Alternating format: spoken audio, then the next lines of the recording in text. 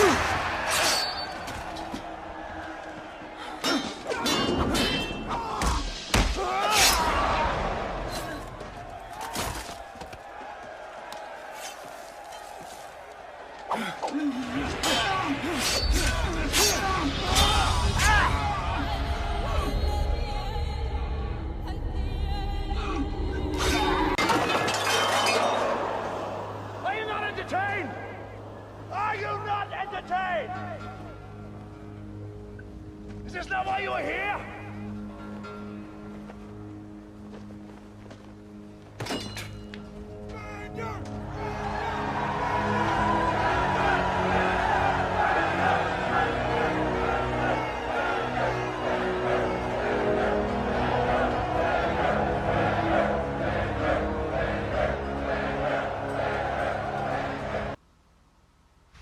Okay, so that's video. And some key things to take away from this. This is a very well-known movie. And just the quote of, "Are you not entertained? Are you not entertained? Is that not why you're here?" That's a quote that pretty much sums up the point that Seneca's trying to make. And, I'll get into that a little bit later. But pretty much just it highlights that this type of battle is more or less for entertainment, right? And that's being portrayed in this. Also, another thing to note and just see, or are you able to see, is the amount of people that's around him, right? Just how many people are watching this, the amount of spectators that are here. And they even go to a wider shot and show just how many people are really watching one man kill all these people. And this is something that's continuous. And I'll get into that a little bit later as well. But my reason for picking this topic is just I like to ask the question of why do people go to these lengths? Why do people go to these extremes in normal battle, right? What's the purpose behind, people fighting and killing each other? And this topic of gladiatorial combat is different from what I've normally seen.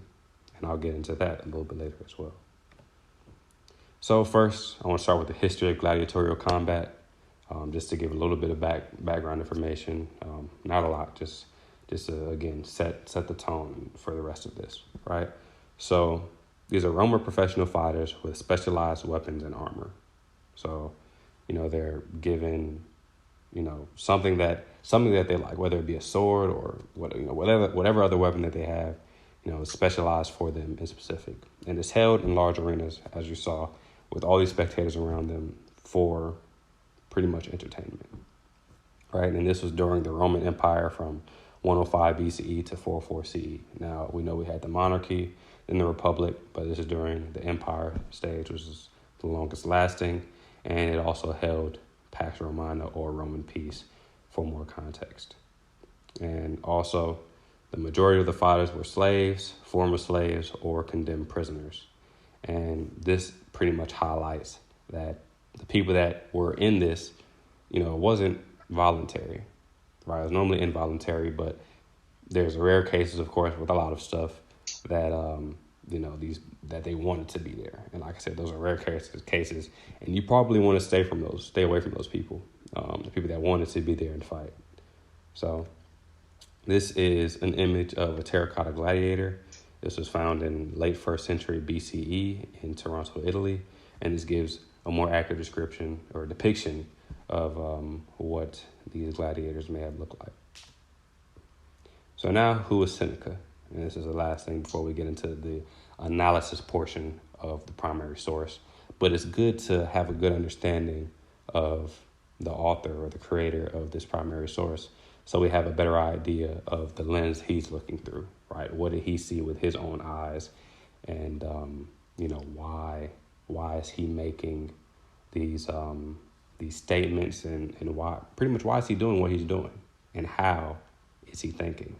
So Seneca is also known as Seneca the Younger, and more fully Lucius Annaeus Seneca. And he was born circa 1 BCE and lived until 65 CE. And he was a major Stoic philosopher. Now, this is very important. And these Stoic philosophers were founded on clear and unbiased thinking, right, during this time. So that's pretty much the lens that he's looking through, right? He's trying to remain clear and unbiased as best as he can, but at the same time, he's still thinking about what's going on around him, taking into consideration the events that are transpiring, taking into consideration his surroundings, all of that, right, in a more clear and unbiased way than what would have been normal during this time, right? And he was born in Spain and educated in Rome. So in analyzing the primary source, I have a question that I used to, formulate a lot of the ideas on, and just a question to refer back to an answer, and that is, how is Seneca's view on gladiatorial combat portrayed in his personal account, description, and analysis of the events that transpire in his attendance? Now, I feel for this at least was a great question to ask, right? Because he never directly states what his view is on it. He only includes description, and he only describes what's around him, but he also uses word choice, which is very important. His word choice is used to make you create your own opinion and conclusions on what's going on, and decide, is it okay? So that's the question that we'll be using moving forward. So, quote 1, he says, the previous combats were the essence of compassion, but now all the trifling is put aside and it is pure murder. This first quote is one of the more straightforward parts of conveying his own opinion and conveying his own view on what gladiatorial combat is, right? He says that before, right, he refers to previous combats. So previous combats could be the battles that he's seen before, or battles that he's heard of in history. And he highlights that before they were the essence of compassion, right? Or that there was a meaning or a purpose behind them, right? But then he says, now all the trifling is put aside and it's pure murder. So he compares what he's seeing with battles that he's either seen or heard of before, and basically said that he sees no point in it, right? He just sees it as pure murder.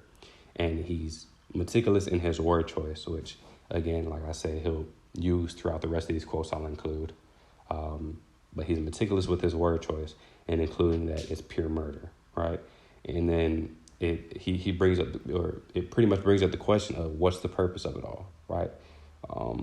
If before combats were the essence of compassion, why is what he's saying just pure murder? So on to the second quote.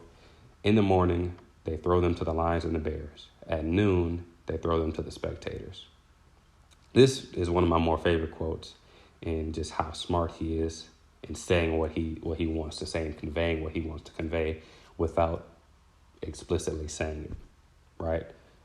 In this, he juxtaposes the lions and the bears with the spectators, right? He puts them side by side, and again allows you to draw your own conclusion of what he sees and how he views these spectators in relation to the lions and the bears, right? So when we think of lions and bears, or when it says they throw them to the lions and the bears, it's talking about the participants, and they being the people that are overseeing this event, right? They are throwing these participants to the lions and the bears, and that's basically saying that they're letting them fend for themselves, and the lions and the bears are ultimately going to kill them. But then he says at noon, the people that's overseeing this throw the participants to the spectators. And that's pretty much setting the lions and the bears equal to the spectator. And that gets the point across of the spectators being a wicked type of people, right? Or just violent in their nature. And, you'll see in some later quotes, you'll see how he uses that again, how he talks about the spectators further and really conveys what he sees and how he views this whole event. So in quote 3, he says, "They always reserve the latest conqueror for another butchering. The outcome of every fight is death." And in this quote, it's pretty much showing that it's continuous, right? He includes that the latest conqueror is reserved. So regardless if, you won, you were able to win this event somehow and you were the sole survivor of it, you're just reserved for another battle or another segment of the day where you're killed later on. And it's just the outcome of every fight is death. Normally, in history and in fights and war, we've seen a greater purpose being served, whether it to be a fight for money, a fight for land, or a fight for freedom. In this, Seneca is pretty much just saying that the outcome of this fight is only death. There's nothing being gained out of it.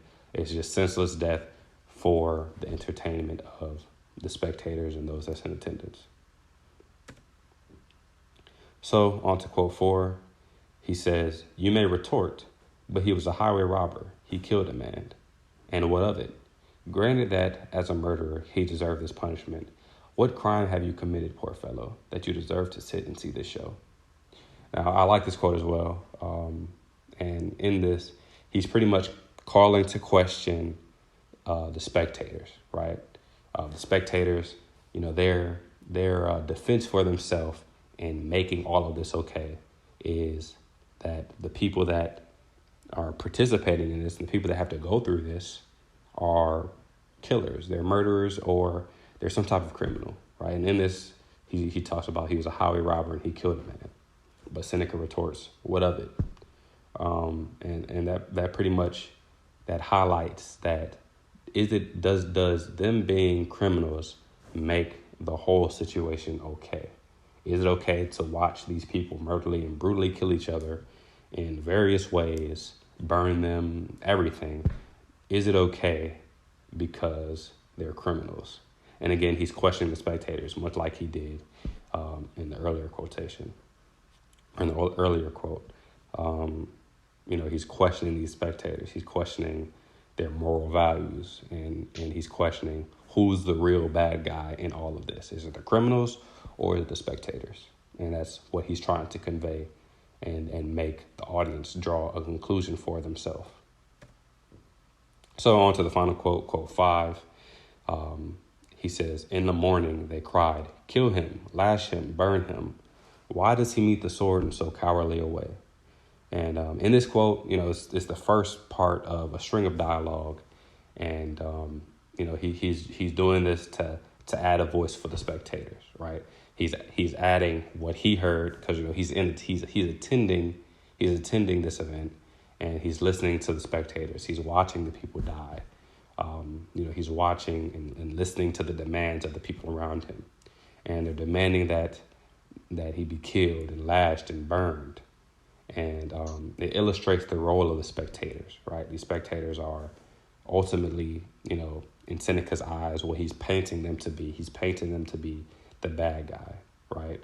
Which, in modern eyes, looking through even my perspective, something like this, watching people kill each other, regardless of the crime that they committed, you have to be a wicked individual to be okay with watching something like that, and that's pretty much the point Seneca's trying to get across in all of this. So finally, connections or conclusion. Again, tying back in the question of how Seneca's view on gladiatorial combat portrayed in his personal account, description, and analysis of the events that transpired in his attendance. One of the biggest things, and it was the first quote earliest in the passage, was him highlighting it as pure murder. And that's essentially the whole topic and the whole base of what Seneca's trying to portray is that, regardless of what all the other spectators are saying, him, through his Stoic philosopher eyes, is seeing the event as pure murder. All right. Also, he equates the spectators to animals. Right. So what he's seeing an event of just pure murder, and he looks around him at the spectators that aren't going through what these participants are going through, and he equates the spectators to animals, again, to bears and lions, and that the participants are at the whim of the spectators and at the mass, right? And then finally, he pretty much goes on to say that you have to be a wicked individual to watch and see something like this, and for it to be casual, because these were casual events that were attended a lot. So you have to be quite a person to watch all these people be killed, and then go about your day like everything was fine. And it's unique that we're seeing something like that through his eyes, that he was able to actually attend something like this, and get his perspective through utilizing his word choice and utilizing what he saw around him. So that concludes this presentation. I had a great time making it. I couldn't have asked for a better topic, and I hope you enjoyed. Thank you.